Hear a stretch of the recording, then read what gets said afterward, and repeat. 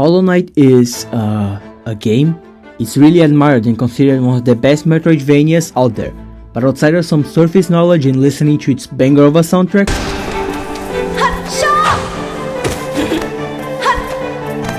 I never played and know very little of the game itself.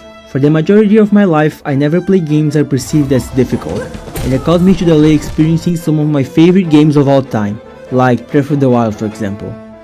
For a while now, I imagined that Hollow Knight could be the same, and very easily become one of my favorite games if only I got my act together and actually played it. Recently, I was feeling a bit more brave than usual and decided to play this indie masterpiece, and boy is it a ride. To the uninitiated, Hollow Knight is a game all about bugs, and you, the tiniest little bug of all, nosedives into hollowness, which in the recent past was a great civilization, but recently one was massacred by a mysterious infection that killed a great part of the population.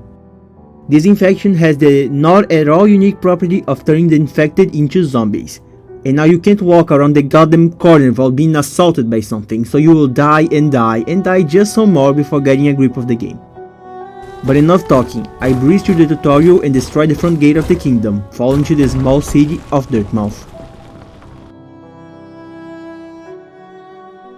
As the game progresses, this area will become way more lively, but right now the settlement really sells the idea of an abandoned off-the-road town. Currently, there are only two residents, Elderbug and Zelda. Theoretically, Zelda's husband also lives here, but he's down at Hollowness doing some research. Elderbug says people commonly go into the well and never return, so I decided to join them and see what's all that interesting down there and jump into the well. When I reach the bottom, I see what he means. This isn't a common well but the entrance to Hollowness, more specifically to the Forgotten Crossroads.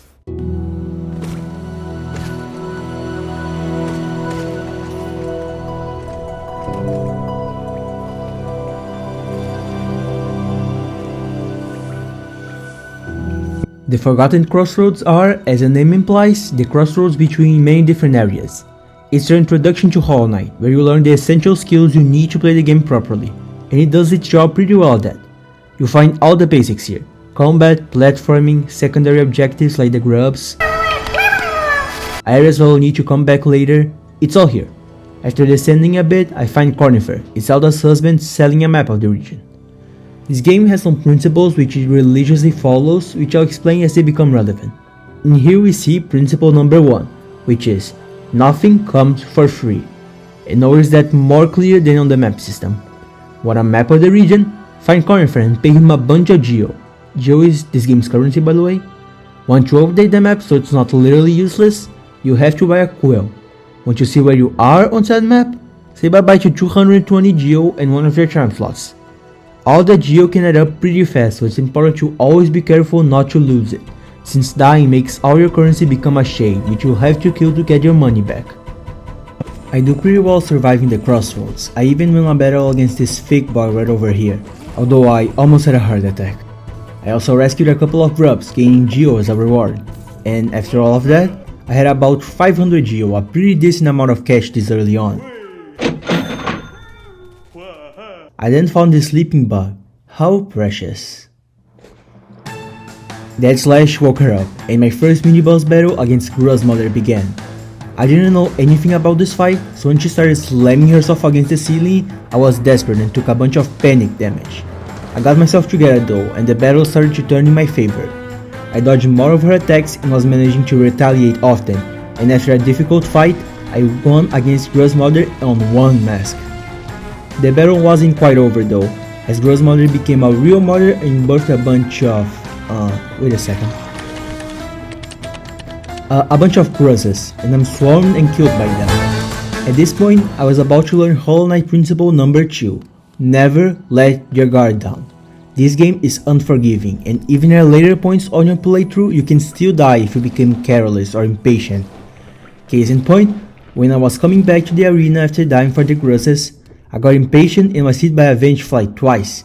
I then fell into spikes, and when I tried to get Soul by killing this bug to heal, I died to him. I didn't know it back then, but dying there made my previous shade disappear, and just like that, this game's unforgiving nature took away 500 Geo from me. This event was pretty heartbreaking, but I pressed on, passing the arena and snapping Sly out of his trance so he could come up to Dirtmouth and serve as a shopkeeper. I can also see someone's having a bit too much fun over there, huh? I went up to the other side of the Forgotten Crossroads, and as I was exploring I found another one of those thick boys. But this time, I crushed him without taking any damage, showing me one of the wonders of this game, and lifting my morale a bit. You are constantly evolving and getting better at it. You learn how to fight enemies you didn't stand a chance before, and this moment really showed me this. I will get better and better until I'm ready to finish the game, even if I died to Gruz's mother 5 minutes ago. Following on, I accidentally walk into the first boss fight of the game, the False Knight. This heavy armor bug is a perfect first boss. When I first came into the arena, I was absolutely terrified. Really, game? Look at the size of that thing. He's like 20 times my size. I can't win this. But as the fight progresses, it starts to turn in your favor. You learn to react to his low telegraph attacks and laugh as you look at his fragile interior. The armor is compensating for something, but it's just his general incompetence. Eventually, the dumbass breaks the floor, opening himself to the finishing blow.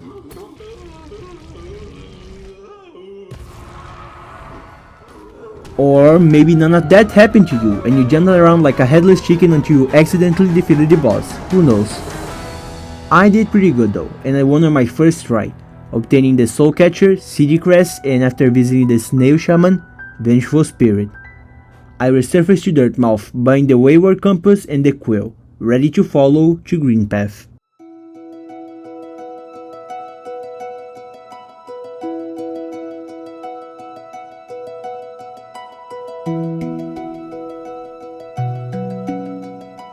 After using Vengeful Spirit to kill this Elder Boulder, I got into Green Path, a sprawling wilderness and one of the prettiest areas of Hollow Knight.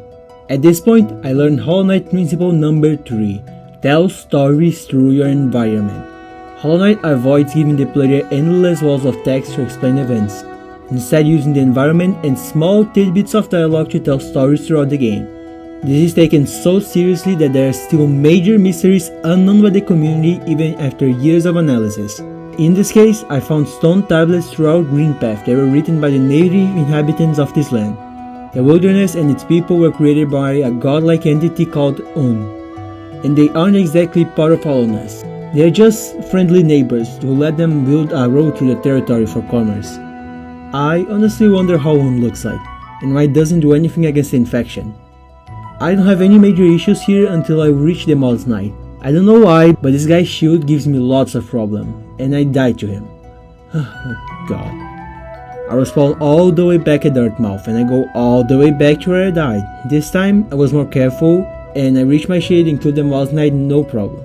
I go up into the darker area and find this guy being munched on by a big version of those Vengeflies I see everywhere. Trying to be a good hero, I attacked the fly and defeat it pretty easily, rescuing Zold, an innocent mistake that I would regret through the rest of my playthrough.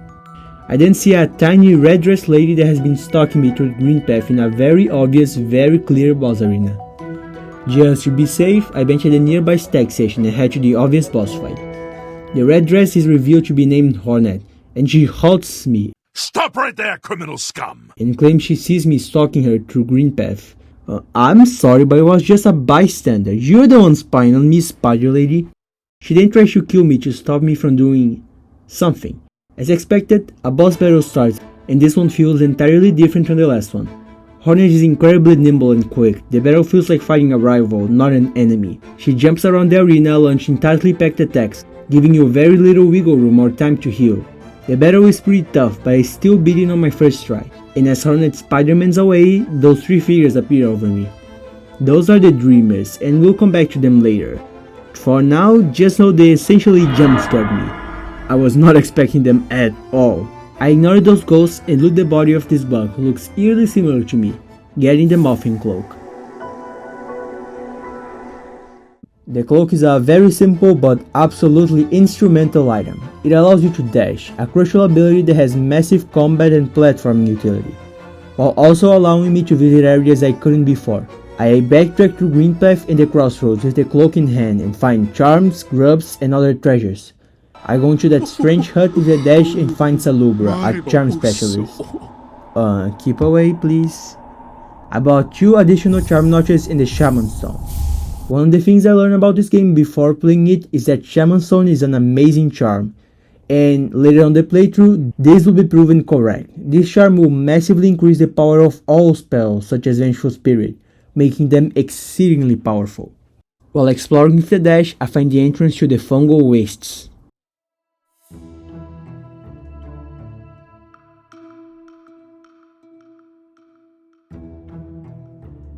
The Fungal Wastes are the fungi domain of Hollowness, though there are some other bug civilizations on these parts. Honestly, I don't like this area a lot. Most enemies are annoying and many obstacles are frustratingly difficult for me. Besides, I didn't grasp its map even after beating the whole game, and the mushroom riddle rooms are headache inducing. It may seem I hated this area, but it's not as bad as it seems. There aren't any truly terrible areas on Hollow Knight, and by nature of the game it's still a joy to explore the wastes. At this point of the playthrough, I really struggled with directional nail hits, which is a big problem that really showed itself in this area. First, I had to deal with my incapability of bouncing on those purple mushrooms that only work if you downslash them. That took me a while to learn, and I lost a lot of health because of it. I was getting accustomed to the area, and as per usual, the game threw a curveball at me. I got into this area, even the fungi are really to travel, and in there I found a lonely mantis. It seems friendly enough, so I jump into its platform, and that's when the mantis strikes me into the acid, killing me. Once again, never let your goddamn guard down. And that piece of advice will be very important right now, because I had just stumbled into the mantis village.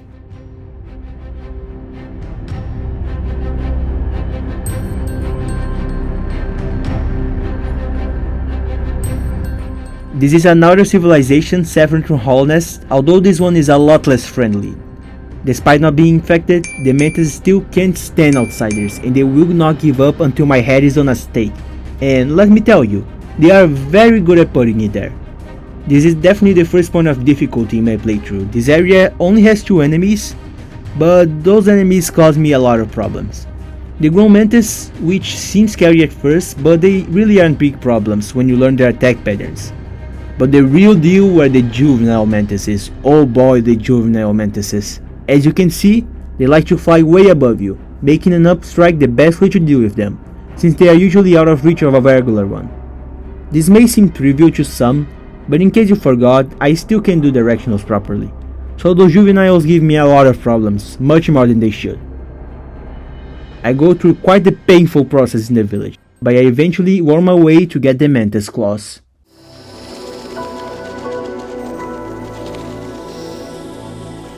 The mantis claw is much like the cloak, a very simple but important item. In this case, the claws let me wall jump, allowing me to gain infinite height when touching a wall, and also making platform much easier. Using the claws, I found the secret passage to the rest of the village. I go through a rough time in there, but I eventually worm my way into the basement, finding the rulers of this place, the Mantis Lords. I challenge them and have my first real boss fight.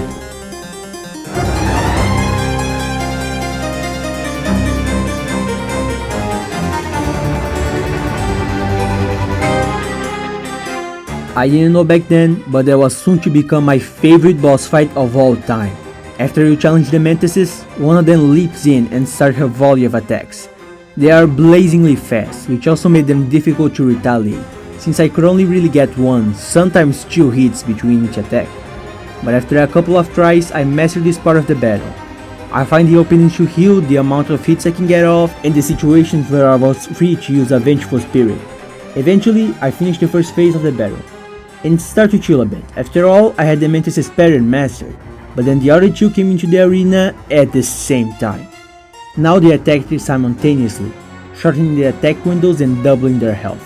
Most attacks are still manageable though, as long as I keep track of both Mantises, but the one exception was their boomerang attack, and that really screwed me up.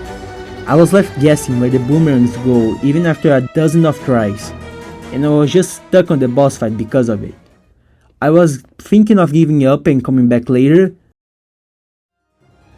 but then I had a realization. Said realization is directly linked with Hollow Knight principle number 4. 2 fights are never the same.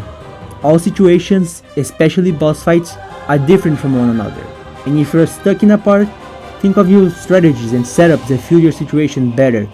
In this case, I realized Shaman's Stone wasn't doing much of all. I could only really use it in the first phase, since on the second one the Mantis would be out of reach, and I had already mastered the first phase, so it was essentially useless and was just occupying 3 charm slots. The only part I really needed to worry about was the boomerangs, and I could pretty easily get through the rest of the fight without taking damage at all, so I decided to equip Boulder Shell, a charm that protects the wielder while healing, and when the boomerang's attack happened, I would just heal, and in the worst case, I just lose a bit of soul and escape unscathed. I tried this new strategy and won on my first try. By far my best charm was objectively worse and an extremely niche one in this situation. That's the kind of stuff that really made me fall in love with this game, man. After that banger of a boss fight, the Mantis village saw my value as a warrior and stopped attacking me. They also gave me the Marker Pride, an incredible charm that vastly expands the reach of your nail. I was so proud of passing through the hurdle that was Mantis village, earning the respect. I will wear it proudly for the rest of my playthrough, and believe me, this little charm will prove itself very influential lately. The charm wasn't the only reward for beating the Mantis Lords though, as they unlock a door that led to Deep Nest.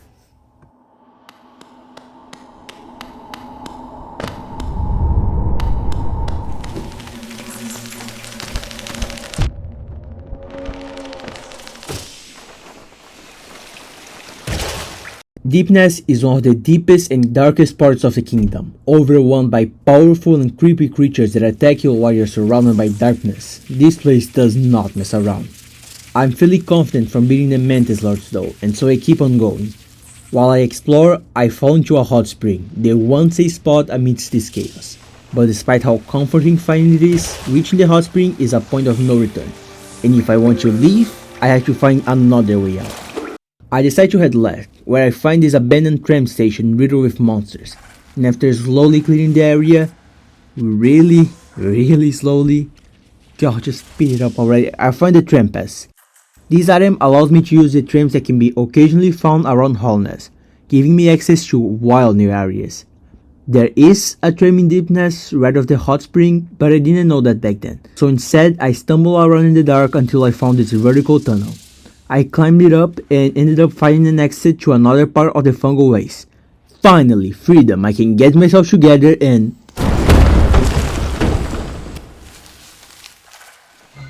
I fell back in the tunnel I just crawled out of.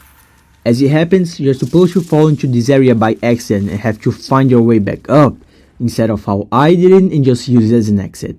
After crawling out of that hole again, I come back to the Forgotten Crossroads so I can use the tram there.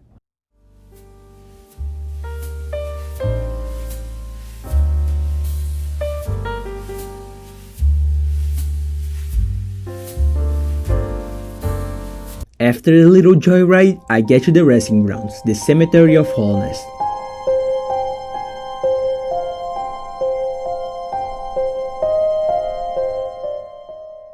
After walking a bit, I find this grand monument in honor of the 3 dreamers that appeared earlier in Greenpath: Monomon the Teacher, Lurien the Watcher, and Hera the Beast, who apparently in some way sacrificed themselves to keep Holness eternal.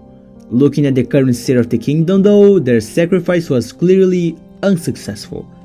When I finish reading the monument, the 3 dreamers appear in front of me again. This time though, they weren't having a good day, so they tried to trap me forever, teleporting me to the dream realm.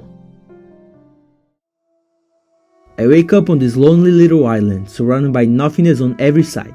No way to escape, I'm stuck. Fortunately, my savior comes in the form of a moth of light. No, the other one, you idiot. She raises platforms and guides you to a unique item, the Dream Nail.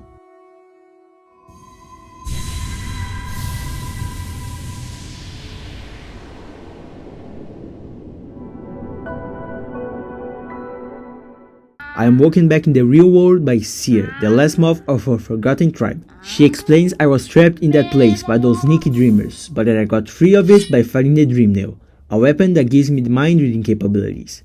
This item is pretty unique, not only because it allows me to get extra dialogue, but also because it's the only item that is absolutely required to reach the end.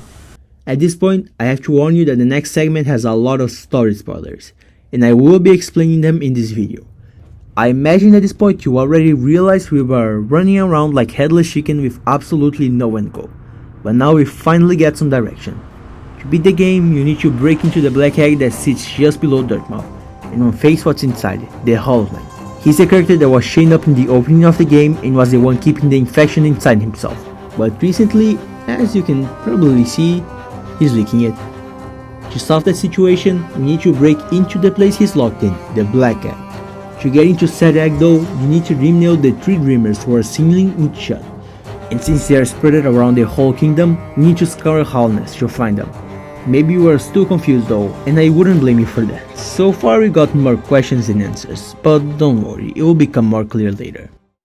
There isn't much else to do on the resting grounds, so I used the stack station and came back to Dirtmouth, buying the Lumify Lantern from Sly before going to this dark passage to reach Crystal Peak.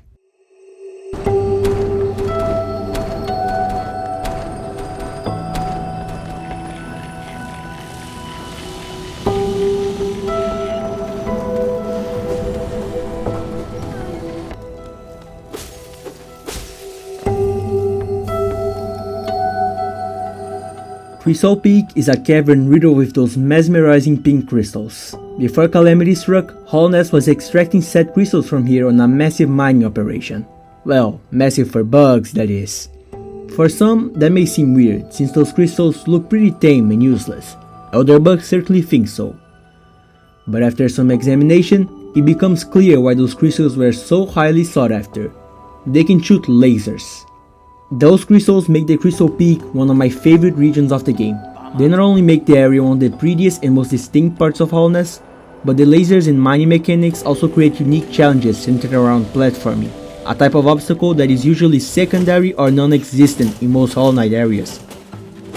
Climbing this cavern is pretty challenging, since whoever built this place clearly didn't give a damn about OSHA regulations or worker safety. Eventually, I find a sign guiding me to a bench, but when I go there to rest a bit, I'm stopped by this crystallized bug who's so fat I can't fit. Can you get up, buddy? Hey, calm down, sir. This fat ass didn't take me hitting him lightly and started shooting at me. This fight isn't hard at all, but I still somehow died to him. Look, clearly I didn't do well with laser timings, but don't worry about it, I'm not that terrible. I come back and absolutely wipe the floor with him. I then go past the arena and find a platforming challenge. It takes me a while, but I eventually get through it and steal the heart of the Cyclops.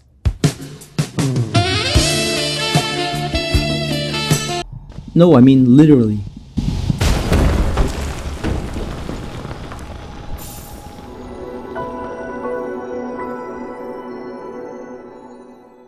The Crystal Heart allows the user to dash through the air at great speeds after a short charging time, a pretty handy ability.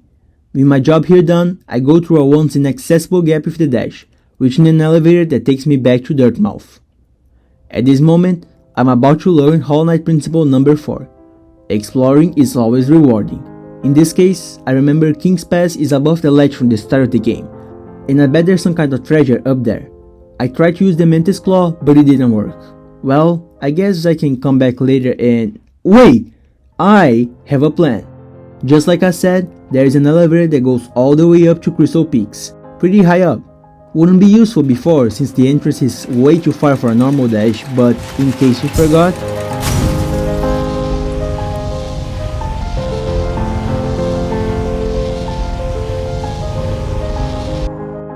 I got there. I was really happy my problem solving was truly recompensated. But what came next, I truly couldn't have predicted. I expected to find one or two secrets, but boy was I wrong. I found a secret passage into an entire new area, the Howling Cliffs.